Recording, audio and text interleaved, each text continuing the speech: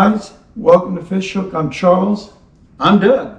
All right, you might check our log of videos. We've done another one on gun mounts.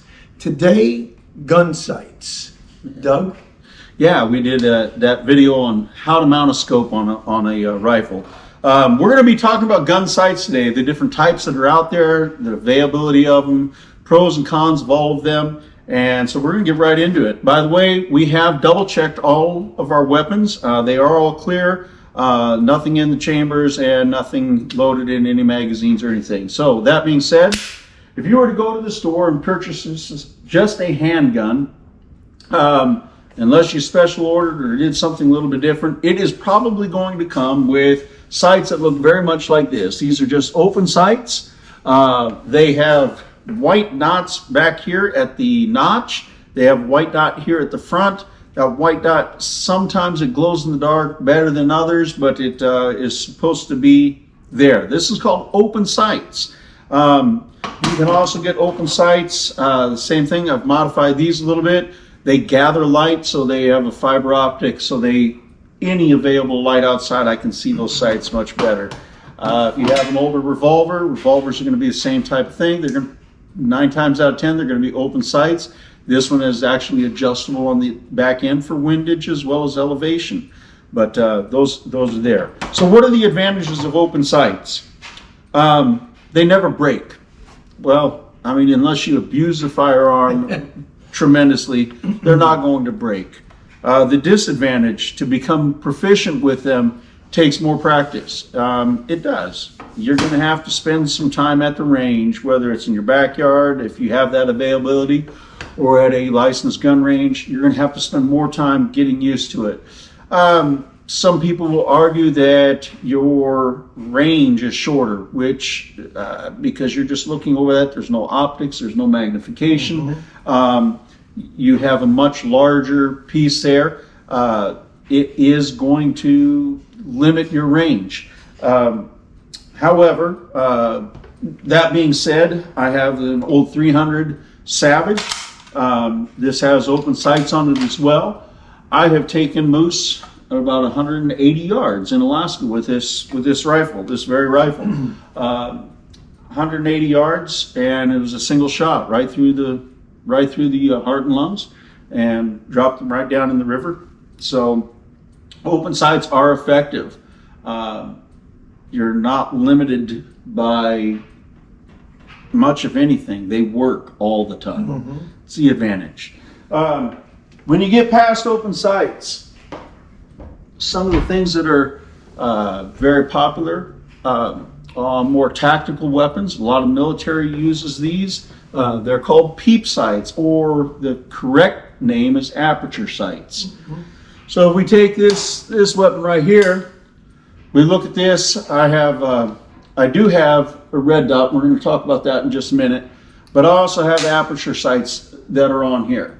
I have a post style aperture sight, so it's truly called a peep. If you take a look at this back, Charles, I'm going to do this for you there. Here we go. If you take a look at the back, this has a circle here. You're going to look through that circle, and you're going to line up. This is a post. Some of the aperture or peep sights, they will use a true aperture. So they have a ring at the back and they'll have a ring at the front. And so you look through that, and it does give you a little bit more accuracy. They say that it is better in low light situations. Me personally, Really? my eyes are getting older. I know what they used to be. And for me, the aperture sights don't work as well in low light as much as an open sight does. That's me personally. Guys, nothing that we're saying here today is written in stone that you have to do it our way. This is just based upon my experience and Charles' experience, and that's it. This is what I find works best for me. Well, with these, let me interrupt you. With these peep sights, tell them, how do you gather your information for a shot? How do you adjust that, for yardage? Okay, well, I don't have that. there is an elevation thing here. Okay. I have it sighted in for me at 75 yards. Oh, okay, that's good. this is an AR-15. I have it in 223. I have it sighted in for 75 yards. I'm good with that. The area in which I hunt, the area in which I'm using this, that's more than adequate for me. You can adjust, and there's different clicks that you can do with that to get it there. Another situation you may find interesting, obviously my red dot is right in the way of that, but I can, when I'm looking through there, the red dot, I don't even see it. I just see straight through the That's amazing. rifle, and it doesn't affect my vision at all. Now, when you're talking, how do you line? I thought maybe you were talking about how do you line up the sights. With open sights, you want that front post to line up perfectly in the middle and level with your rear notch. Right. The same thing is going to be true with the post sight in your aperture. And your target wants to sit right on top of that front post. Okay. Now, if you're shooting a true aperture style peep sight where you have a hole here and a hole here, you want your target right in the dead center of that front hole. So a little bit different there. But with these open sights, this he's got a green fiber optic. Yeah. The base of that's got to fit right in there, perfectly level with these two dots. Yeah. A lot of you guys might be beginners, have no idea.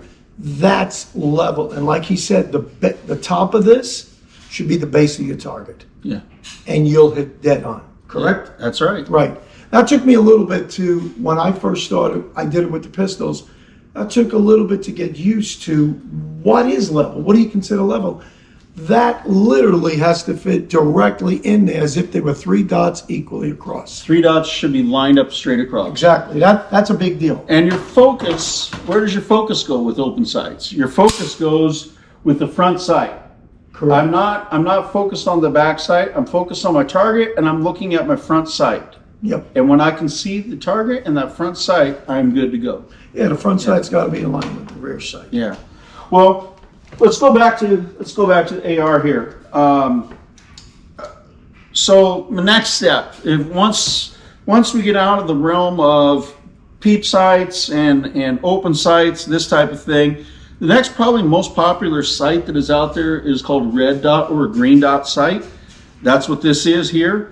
I can turn this on and it illuminates a little tiny dot inside. Now there's different settings, different brightness levels. The brighter it is, the larger that dot gets. So when you're talking 75 yards, I want a small dot. When I'm talking much closer, I can have a bigger dot.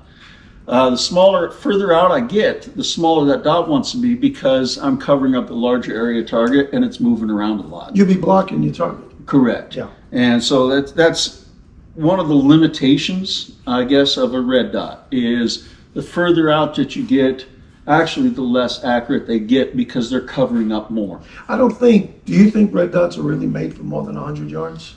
In a hunting application? No, I I don't think so don't. I don't. Typically red dots, I use the red dot primarily for this weapon as a home invasion or a protection weapon. I also have it outfitted with my light. I just have a switch here mounted on the side, lights up top. There's With a couple of M locks on a rifle, you can mount a whole bunch of stuff. Yeah. So I had a friend one time that told me AR-15s are kind of the Barbie of the gun world. So There's a million applications. So what that simply means is you can once you buy the weapon, then you can buy every accessory known to man. You can dress it up. Dress it up any way that you want to. But so the red dot, and depending upon the thing, it can go red or green dot, your visibility. I happen to be colorblind, so I don't see any difference between red and green.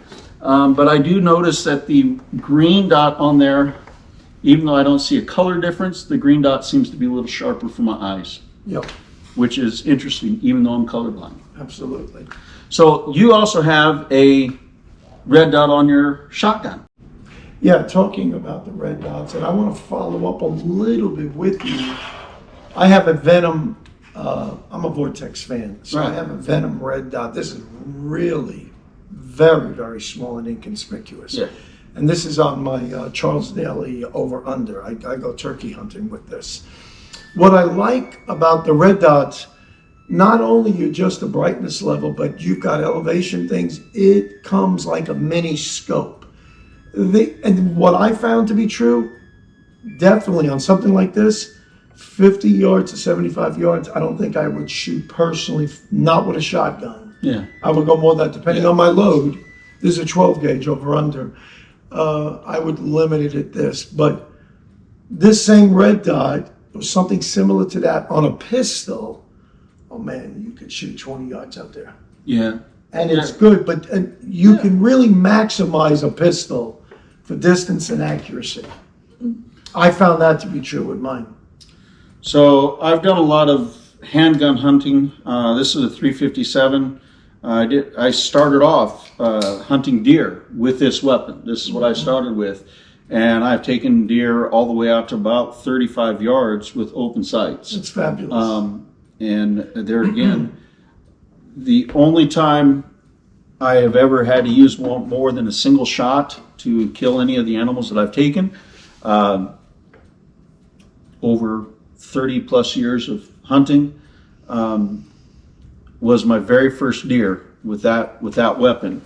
I was sitting in a deer blind and I shot the deer at about 10, 15 yards, Oh, you're right on them. went down, rolled, and I didn't know any better, and I got super excited. I jumped out of the blind and I started towards him, and I didn't realize that you needed to let the deer sit there for a few minutes. It's a learning curve in hunting. Yeah, so that's the only time that I've had to use more than one shot, and I emptied all 6 into that thing before I finally caught up. You aren't going to lose your prize. I wasn't going to lose that thing. No So way. At 30 yards, let me ask you, it shot pretty flat, didn't it? Oh, yeah. Where do you think that curve, there's a break on a pistol on that particular one? What do you think when you hit past 40 yards, it's going to start to break the trajectory? I'd have to go back to a ballistics table. I'm going to claim, I'm just going to let you know, I'd have to go back and look at ballistics table. At one time, I mounted a scope on there. I had a scope mounted on that handgun, and I was out at 100 yards with that scope. Now, not where I wanted to be hunting at, but I was hitting the pie plate out at 100 yards with that. Well, it helps too, having a 6-inch barrel. Also from sandbagging. I'm not talking free-handed, folks. I was from sandbagging doing that. I'm pretty good, but I'm not that good. Oh, you need stable. Yeah, yeah, these you need sandbags, believe it or not, these are for my photography to Yeah. weight down my overhead lights. Yeah. These work fantastic. You can Yeah. adjust them anyway. You really only want to have like this section forward there, and the rest this is on you Yeah. as you lean in. We use this table for a shooting table. It works fabulous, man. So before we move on to our final optic, I do not have an example of this optic. And I'll tell you the reason in just a moment. But you can find on many handguns nowadays, you will see a piece down here on the bottom. It's actually a laser. And laser sights are it's not really a sight, but the laser aiming system. And I don't own one. I don't have one. I don't have anything against them. I have purchased one before and given away to someone that wanted to, one of my children. But the reason I don't have one is I chase the laser. Oh, And I know better, and I can practice my way out of it, but I start seeing that laser and I chase the laser. A lot of guys love the lasers in close range. Boom, it's easy to see exactly where your target is, even if you can't see the sights, even if you can't see any visual, very low light situation, that laser is going to light it up and you're going to see basically where you're at. It is a close range oh yeah. optic or helper. It's not really an optic, but it is a close range helper. And you'll see a lot of weapons with a laser on there. I don't have an example here. I apologize. I just don't own one because I personally am terrible with them. I don't have a need for one. I am But I do. I am very accurate with open sights. I'm comfortable with open sights. I've put thousands and thousands and thousands of rounds through. I am very comfortable with that, and I chase that stupid laser all over the place, and it makes me crazy. All right, so the next optic is the most famous one of all, Yeah, this is probably the most most commonly used. commonly used outside of open sights would be a scope. And there are literally hundreds of different manufacturers, probably top 10 have most of the 90% of the market, but there's a lot of different options out there. There's different options for the size of the optics to allow more light in, higher light, magnification. There's all sorts of different things. There's even changes you can do with the crosshairs, how they are in Exactly. there. They're graduated so that you can adjust for windage and adjust for elevation. I am a very basic person whenever it comes to my scopes. I like just simple crosshairs. I don't want to have all the tick marks. If I know my windage, I'm pretty good at making an adjustment and getting it where I need to be without all the tick marks and the fancy stuff in there. But this is a 3.5 by 10 Vortex scope. Again, this is, I believe, my first Vortex scope that I've owned. Really? Charles is the one that turned me on to that. I've had Pentax and I've had Leopold. I've been the primary scopes that I've used in the past. Pentax, I've always liked Pentax scopes. But I do like the Vortex very well. With the scope and with every other kind of sight that is mounted on the gun, key thing is your mounts, making sure that everything is solid, because if it's not, it's going to be on one time and the next time it's going to be off. So solid mounts, making sure everything is good, making sure that your eye relief is set for you. Correct. I wear progressive bifocals, so when I look different angles, it affects my vision looking through that scope. So I have to find the right thing. So those are all different things to take into consideration when you're talking about optics for weapons. Charlie, basic deer hunting. Basic Where we deer hunt hunting. here, we're in Tennessee. Yeah. So where we hunt, I guess the largest field that we'll have for an open field is probably 200 to 300 yards. Where we are, in and out of the woods. If we have a patch, I've got 40-acre tract, and in there I can get 100, 150 yards. It's probably the most in the woods. As I approach my entrance to the woods, we got approximately about 200 yards there, and that's where we kill a lot of deer as they come out to feed. Because you want to be, that's just the way you do hunting. But with the scope, and that's a great way to use a basic scope, a 3.940, a 3, what is this? 3.5 by 10. 3.5 by 10. Yeah, I haven't even heard of that. That's an Yeah. older model. But yeah, and that last one, your objective, the wider that is, your field of view set at 100 yards could go anywhere from 30 yards to 40, 50 yards. Right. I don't know how important that is. There's applications for it, but Sure. we do majority close range hunting. Close range hunting. Most everything we're going to do is close. So I think, I don't know that I've dialed that thing up other than to sight it in and play with it a little bit. All the shooting that I've done with that has been at 3.5. Well, my property, Yeah. the first deer we got, I did it with my winch, the 30-30 Right. lever action. Yeah. And I've got a 2.7-32 Leupold.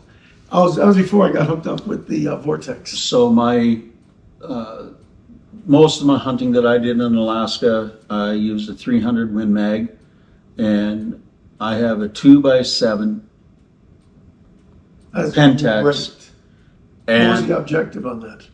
Do you remember? I don't remember, but it's 2x7 Pentax, and I've taken caribou out at 380 yards. That's pretty darn good. Yeah. That's pretty darn. And when That we're was, shooting, we're that gonna- was offhand. That was a 300 Win Mag, and it was in the Titka. whitetail, one of the original Sitka whitetail. We've got history in Alaska. I lived there Yeah. for 4 years in the early 80s. Doug, you were there how many years? I was there 21 years. 21 years, and you've had one of your sons in the Air Force, correct? Yep, one of my sons is in In there. Elmendorf. He was there. Well, it's called J Bear now. Joint Base. Oh, they changed the Richard- name. Okay. And I Richardson. didn't know that. Yeah, it's called J Bear officially now. And then I have another son. I have 4 children, and then I have one that is in the Navy now. He's stationed down in Fort Gordon there, so in the intelligence department. So, Charles, I think I just want to kind of close out the segment with Yes. what are the different applications for each one. We've kind of hit on each one of those applications for open sites. Really are unlimited. Self-defense, hunting. I've used the 300 Savage for that, for hunting. I've used the open sights and the handgun for hunting. I use open sights primarily for self-defense. I carry a couple different weapons that I carry, and I like open sights. That's why I practice so much with them, because I enjoy them. They never fail. I don't have to worry about batteries or anything. Next up, the red dot. I enjoy that red dot. It is nice. And again, red dot I use primarily for self-defense, but I also use for close range hunting. That's quick acquisition. of the Yeah, target. very Red quick acquisition. dot. Correct. And so I've used it for that as well. The scope is primarily a hunting Right. tool. It really is. It's primarily a hunting tool. Military, they will use the scopes for sniper. They'll use the scopes for different activities there, but I would argue it's a type of hunting. It's a different type than what we would be licensed for here or whatnot, but that's really it is. It's long range target But it's- acquisition. But it's not just limited to rifles. Correct. Because now, I mean, it's amazing. Even the 357 is 6-inch barrel. They put the little Yeah. scopes on. Oh, like I said, pretty I cool. had a Leopold scope on that at one time. So yeah, those Oh, are did the you? applications that, and then obviously the red dot with your shotgun, very accurate with that, getting that turkey there and having fun with there. So those are kind of the applications. Peep sights or aperture sights give you a little bit longer range, but the application is pretty much the same as an open sight. Yes. Just gives you some people in a low light situation, it helps them. For me, I find it doesn't help me in a low light situation. But again, everyone is different, and I'm not telling you that you have to do it that way. Just Well, these This are is our like- observations, but it goes without saying, no matter what type you're inclined to use, practice, practice, practice. That's the bottom line. Just to go out, I don't shoot a pistol for hunting, not unless I'm going to be at the range. I'm going to shoot a couple hundred rounds, and I'm going to get extremely comfortable with what I can do and what I can't do at certain yardages. Otherwise, I'm not going to take it hunting, because you want to make, the bottom line is you want to make an ethical kill. right. Ideally, one shot, you want to take the animal down. Right. Otherwise, you're doing more damage than good. yeah, and practice is key. Don't be Oh, afraid to burn. absolutely. Don't be afraid to burn through ammunition. Get comfortable with the weapon. Make sure that you check the weapon before you use it each time. That everything is tight and right. Especially if you're traveling, you throw it in the back of your truck or whatever. If it's and it can get knocked around in the case. Whatever. Make sure everything is tight and right, and that it's good. I have a friend that was given some firearms, and we went out in the backyard and we were trying to sight his firearm in, and we couldn't get this one to sight in for nothing. Oh man. We could not get that sighted in for anything, and I started looking over the weapon, and I discovered one of these scope mounts, or it was actually a red dot sight, but in a scope type fashion, because you could adjust the magnification on there, and one of those mount bolts was missing. So every time we fired that thing, it was moving this way or this way or this way, Oh. just pivoting on the back screw. So those type of things will mess you up, completely, and that's why we could not get that weapon sighted in. And it had nothing to do with the weapon. It was simply the mount, and it was poor choice of mounts for that weapon with the setup that he had. And just bolting it in isn't the end all. That's not really what you have to. It has to be totally level, Right. perfectly level with the rail, with your gun. Otherwise, this might be mounted correctly as far as the foot inches go. I think that's how you say Yeah. that. And that could be all correct, but if you're not level, you're gonna pull your hair out with that. Trying to get it to sight in. Yeah. Oh, absolutely. The one thing that we didn't touch on when you do get a scope, these knobs here for windage and elevation. Right. Ideally, the better scopes will have resettable turrets that once you hit zero, because ideally you want to zero the rifle first in at 25 yards to get it on paper, and then out maybe you zero it at 50 or 100, whatever or sometimes 200, depending on what you're going after. Then you can reset this to zero, lock it and put the caps on. A third, some of the better ones have parallax adjustment, which is really nice. And they have more fancy ones. Some have illuminated reticles. There's a time and place. I like them in some of my guns, but not always. Close with this. What we showed you today is not the end all to all the different sights. You can get heat sensing sights. Mm-hmm. You can get infrared sights. You can get all the different things to be able to hunt or shoot at nighttime in complete darkness. Those are all available. You buy them off of Amazon if you want, but they are all available. So this is not an end-all be-all, but this is a good introduction to the different types of sights that are most commonly used and most commonly seen. If you're starting out, my opinion, hopefully you'll agree with this, go as simple as you can before you spend hard-earned money, because nothing here is cheap. But after years of doing it, you have an appreciation. You know what will work. Then you can go out and pick something fancier. You can bring a little bells and whistles on your scope or your gun. Start out simple and practice. Make sure you master your tool. And this is only as good as you. I'm going to go one further on that. Mm-hmm. If you've got a friend or a buddy or a relative who is into firearms, go ask them. Hey, look, I'm looking into getting into this, and before I spend a ton of money, I'd like to know if it's, first of all, something that I really enjoy. Secondly, I'd like to see what kind of setup that you've got, and if it works for me, my eyesight, my glasses, whatever, and my frame. I'm 6 foot. I'm 200 pounds. My wife is 4'11", 120 pounds, if that.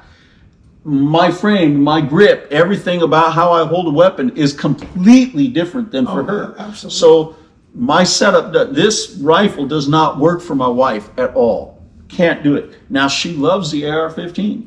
She does. She likes the AR-15 very much. So test different weapons out. Find one that works for you. Find the setup that you enjoy. Look at the application. Talk to your local gun store. Find out what they recommend for your application. And the more knowledge that you have before you start putting money out there, the better off you are. Because I don't know, I ain't got money like this guy. If you believe that, I'll tell you something else. I don't have that kind of money to just go to go out and then buy this and say, oh, this didn't work for me, and I'll buy another one. $500-600 here, $500-600 there. I can't afford to do that. So I'm very selective in the things that I purchase. I'm very selective in my methodology, how I purchase, and I like to try things out before I ever purchase them. That's a very good piece of advice. Find someone you can trust. Yeah. Hopefully a blood relative who's has no other motive behind it. Yeah. A lot of times everybody's out to sell. I've got bitten across the boards because I didn't do my homework. Don't overlook gun clubs. There's a gun club near you. Go check out the local gun club. That's hard to say. Yeah. Go check out the local gun club and hang out for a weekend with them and talk to them. Say, look, I'm new at this. I'd like to be able to learn a little bit before I go out and pluck down money. I guarantee you, everyone at that gun club is going to be happy that you're there, and they're going to give you the opportunity to try their weapons 9 times out of 10, probably 9.5 times out of 10. Everyone is very willing to let you do that so that you can become educated and become an enthusiast about it and not anti, because that's what we're up Absolutely. against right now, is a world that wants anti, and we don't need any more anti-gun And nuts. that's all because of intentional misrepresentation Yep. across the boards, and usually they have no experience. Most of the vast majority of hunters, the hunters appreciate the guns probably more than anybody else. I think there's appreciation. This becomes like a family heirloom. I have a safe full with guns, but I have history and experience with every one. I love it. Here I did this, here I did that. It's something I'll pass down to my kids. And you have an appreciation what it can do if you're not careful on unloading your weapon, cleaning it at a regular interval. There's a whole thing. So if you meet a person with that mindset, that's a good person to get close to. He's going to tell you, and more horsepower isn't always the answer. We're guys. We want the biggest, baddest. I'm not going to go hunting for deer with a 458 or a 300 Win Mag, not unless it's extremely far and the situation dictates that. For most of us, 30-06 is my favorite caliber anyway, but I tend to lean to that. But anything in that range is more than enough. Yeah. The 223 Yeah. can take it out. It Yeah. comes with experience. I hunted blacktail deer, which are very small. I hunted a lot of blacktail deer in Alaska. I did hunt with the 300 Win Mag, not because I needed the 300 Win Mag for the deer, but because we were hunting in heavy brown bear, Kodiak brown bear environment. 243 wasn't going to cut it if I started being pursued by a bear. 300 Win Mag is considered good, but yeah. So application. Absolutely, So yes. there you go. Well, Charles, thanks, man, for having me on. Yes, it was my pleasure. Guys, I hope you enjoyed this. This is strictly our opinion. Don't take it as the gospel, but I will tell you. I'm right. Yes, get somebody you trust. That's it. Go into this carefully, slowly. We're guys, and I know women are watching this too. We want to spend money. I want everything I see too, but in reality, I can't do that. Take it slow, and you will have an unbelievable appreciation for this. We do bow hunting together too. The same thing holds true. Check out the video log. I just posted a traditional bow hunting 101. You'll want to see that, why I'm into that. And it's all your attitude. Where are you in life? Why are you getting into this? Will tell what kind of equipment you buy, where you're at. I don't want to be a Rambo. The hunters don't need Rambos. They need hunters. And hunters come with an appreciation for life and death and a very fair ending to the animal, quick and easy and not, a long drawn out death. Guys, thank you. If you think the content was worth it, give me a like, hit that subscribe button. We need this for the algorithm. And we want you to hang on because we have great content coming. And again, we'll see you on the next one. Thanks so much.